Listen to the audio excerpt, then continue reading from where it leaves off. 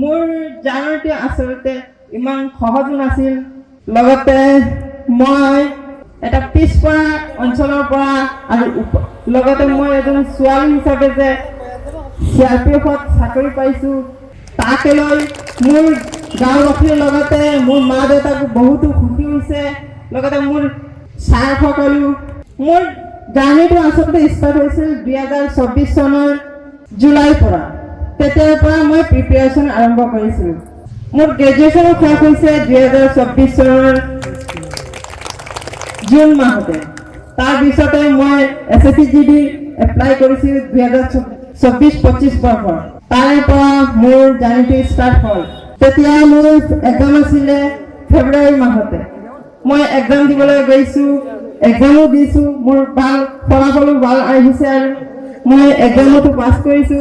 তাৰপিছত আহিছিল মোৰ ফিজিকেল দিবলৈ 1600 মিটাৰ ৰানিং 8.5 মিনিটত। তাতে মই 6 মিনিট 20 ছেকেণ্ডতে সমাপ্ত কৰিছোঁ মোৰ ৰানিং।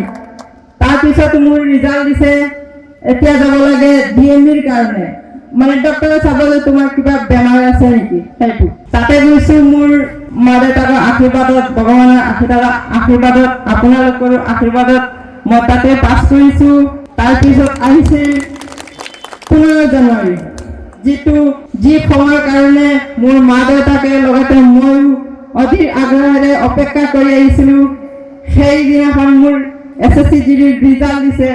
মই গাঁৱতে বহি আছিলোঁ। তেতিয়া মোৰ লগৰ এটাই ফোন কৰিছে যে তোৰ SSC-GD ৰিজাল্ট দিছে, কি হ'ল? মই বোলো SSC ৰিজাল্ট দিছে বোলে, চাচোন। পিছত চাইছোঁ, মই দেখিছে মোৰ ফাইনেল মেৰিটত নাম আহিছে এজ এ CRPF।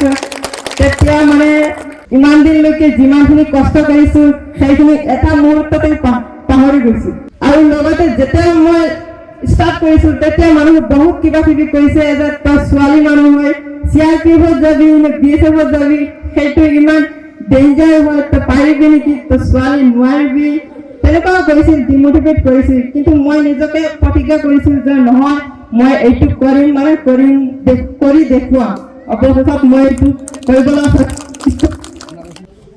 মই মোৰ সৰু বাইদেউসকলে এটা কথা ক'ব বিচাৰিছোঁ যে সমাজৰ মানুহে বা নিগেটিভ মানুহে নিগেটিভ কথা ক'ব, তোমালোকে কেতিয়াও সেইখিনিলৈ কাণ খাই নিদিবা। নিজৰ যিটো লক্ষ্য আছে সেইটো ফ'কাছ কৰি আগুৱাই যাবা। আৰু লগতে এই ফিউচাৰ যদি কোনোবাই কিবা সহায় কৰিব লাগে মোক এটা ফোন কৰিবা, নহ'লে মেছেজ কৰিবা। মই যিমান দূৰ সম্ভৱ মই সহায় কৰিবলৈ আগুৱাই আহিম।